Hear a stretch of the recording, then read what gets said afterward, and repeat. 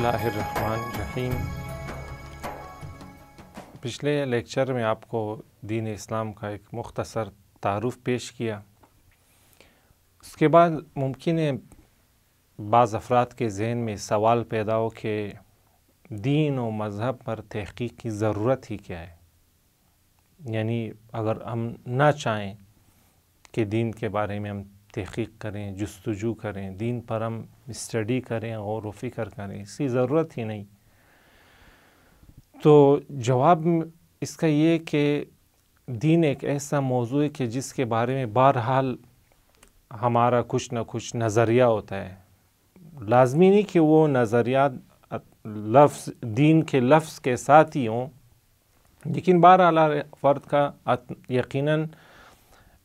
ان حقائق کے بارے میں کوئی نہ کوئی نظریہ ہوتا ہے، ان بنیادی سوالات کے بارے میں کوئی نہ کوئی نظریہ ہوتا ہے۔ اور بالخصوص دیکھیں، انسان ذاتی طور پر اور فطری طور پر نیچرلی جستجوگر ہے۔ انسان کے ذہن میں ہمیشہ سوالات آتے رہتے ہیں اور انسان ہمیشہ حقیقتوں کو جاننے کی تلاش میں ہوتا ہے۔ انسان کے ذہن میں ہمیشہ سوالات آتے رہتے ہیں اور یہی سوالات باعث بنے کہ آج ہم دیکھتے ہیں قافلہ علم سائنس کی صورت میں اس مرحلے تک پہنچا۔ یہی سوالات ہیں جنہوں نے انسان کو موٹیویٹ کیا اور انسان علم کے اس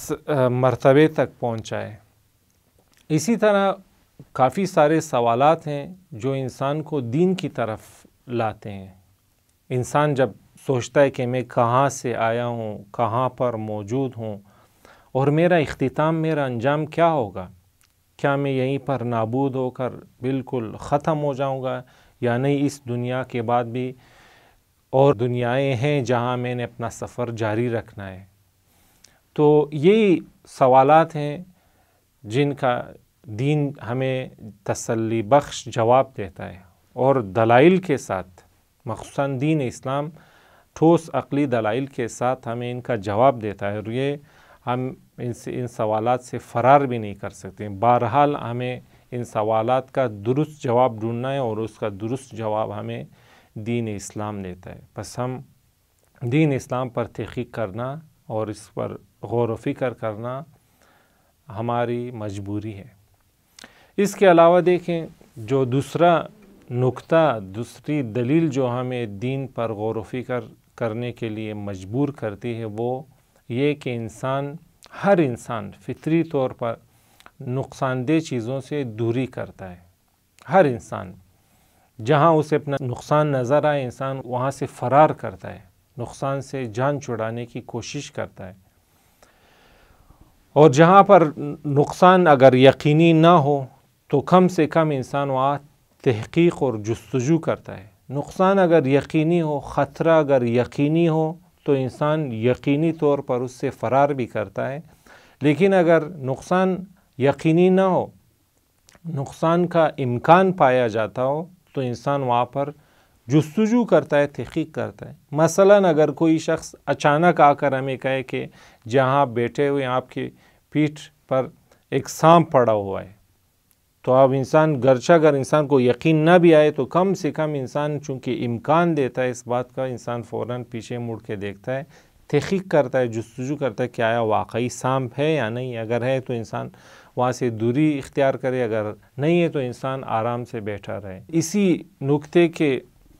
ذیل میں جب ہم دنیا میں دیکھتے ہیں تو سینکڑوں ہم دیکھتے ہیں افراد یہاں پر موجود رہے ہیں، سینکڑوں افراد یہاں نبی کے عنوان سے اس دنیا میں آئے ہیں۔ تاریخ ہمیں بتاتی ہے کہ وہ کہتے تھے ہم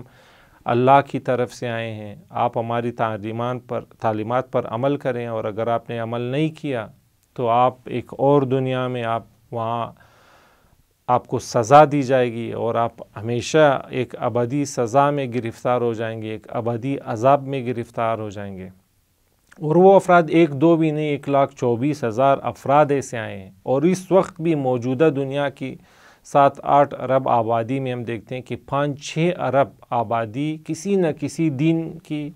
قائل ہے، یعنی دنیا کی بالکل 90% اکثریت کسی دین کی معتقد ہے۔ تو اتنی بڑی اکثریت اور اتنے زیادہ افراد کو دیکھ کر انسان کے ذہن میں ایک یقین پیدا ہو جاتا ہے کہ یقیناً دین کسی حقیقت کا مجموعہ ہے اور انسان اس کو ماننے کے لیے مجبور ہو جاتا ہے، اگر کم سے کم اس کی صداقت پر انسان کو یقین نہ بھی آئے تو ایک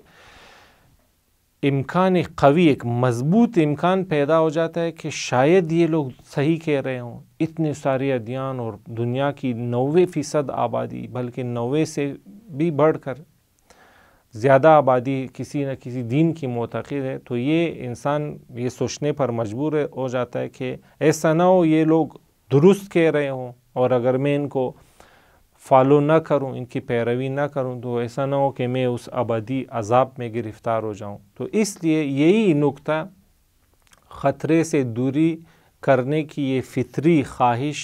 انسان کو مجبور کرتی ہے کہ انسان جائے ان ادیان کا مطالعہ کرے اور دیکھے آیا یہ ادیان درست کہہ رہے ہیں یا نہیں کہہ رہے ہیں، ان میں سے کوئی دین حقیقت پر مبنی ہے یا نہیں۔ انسان عقل کی روشنی میں، عقلی ہدایات کی روشنی میں، عقلی دلائل کی روشنی میں جائے ان کا جائزہ لے، اور اگر اس کو کوئی دین درست نظر آتا ہے تو اس کو فالو کرے، اور اگر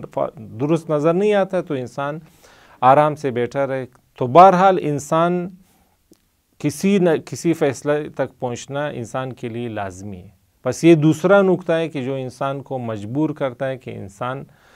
دین کے بارے میں، ادیان کے بارے میں تحقیق کرے، مطالعہ کرے، جستجو کرے۔ اور تیسرا نقطہ جو انسان کو اس تحقیق اور اس مطالعے پر مجبور کرتا ہے وہ یہ کہ انسان جب اس دنیا میں آتا ہے تو اس کو ایک عظیم دنیا، نعمتوں سے بھری ہوئی دنیا نظر آتی ہے، جہاں اس کی آمد سے پہلے ہی ساری نعمتیں اور سارے وسائل آمادہ کیے جا چکے ہیں، ساری فیسلٹیز تیار کی جا چکی ہیں۔ انسان آتا ہے اس دنیا میں، آکسیجن موجود ہے، روشنی موجود ہے، دنیا بالکل ایک فائن ٹیون انسانی ضروریات کے مطابق یہ دنیا بنی ہوئی ہے، اتنی ساری نعمتیں۔ تو انسان ایک فطری صفت رکھتا ہے کہ انسان احسان کا کم سے کم شکریہ ادا کرتا ہے۔ کوئی شخص انسان پر احسان کرے، انسان پہلے تو احسان کا بدلہ احسان کے ذریعے دیتا ہے، اگر ممکن نہ ہو تو انسان کم سے کم اس کا شکریہ ادا کرتا ہے۔ تو اتنی ساری نعمتیں دیکھ کر انسان کے ذہن میں یہ سوال پیدا ہوتا ہے کہ آیا ان نعمتوں کا کوئی خالق، کوئی پیدا کرنے والا ہے یا نہیں ہے؟ بہرحال یہ دو ہی جواب ہو سکتے ہیں، یا تو ان نعمتوں کا کوئی بنانے والا موجود ہے، اگر موجود ہے تو ہم جا کے اس کا شکریہ ادا کریں، اگر موجود نہیں ہے تو ہم آرام سے بیٹھے رہیں۔ بہرحال کوئی نہ کوئی سمت، کوئی نہ کوئی جواب ہم نے اپنانا ہے، تو اس کے لیے بھی ہمیں عقلی دلائل کی ضرورت ہے، مطالعے کی ضرورت ہے۔ اور دین یہاں پر آ کر یہ کہتا ہے کہ جی ہاں، ان نعمتوں کا بنانے والا اللہ تعالیٰ ہے اور آپ نے اللہ تعالیٰ کا شکریہ ادا کرنا ہے۔ تو یہاں پھر انسان خود بخود جستجو کرنے کے لیے آمادہ ہوتا ہے کہ دیکھے آیا دین جو یہ دعویٰ اور یہ کلیم کر رہا ہے آیا یہ درست ہے یا درست نہیں ہے۔ تو یہاں پر بھی پھر ہمیں دوبارہ ضرورت پڑتی ہے کہ ہم عقلی دلائل کی روشنی میں دین کا اور ادیان کا جائزہ لیں اور دیکھیں ان ادیان میں آیا یہ حق پر ہیں، حقیقت پر مبنی ہیں یا نہیں ہیں۔ اگر ہیں یا کوئی ایک دین ان میں حقیقت پر مبنی ہے تو ہم اس سے جا کر فالو کریں اور اسی کے بتائے ہوئے طریقے کے مطابق ہم اپنی زندگی گزاریں۔ بس یہ تین دلائل، ایک تو بنیادی انسانی جستجو کی ایک انسانی خواہش اور خطرات سے دوری، اور تیسری صفت یہ کہ منعم نعمت دینے والے کا شکریہ ادا کرنا، یہ نکات ہمیں آمادہ کرتے ہیں، تیار کرتے ہیں کہ ہم ادیان کا جائزہ لیں اور دیکھیں کہ ادیان اگر حقیقت پر مبنی ہے تو ان کی ہم پیروی کریں، اور اگر حقیقت پر مبنی نہیں ہے تو ہم اپنی نارمل زندگی گزاریں۔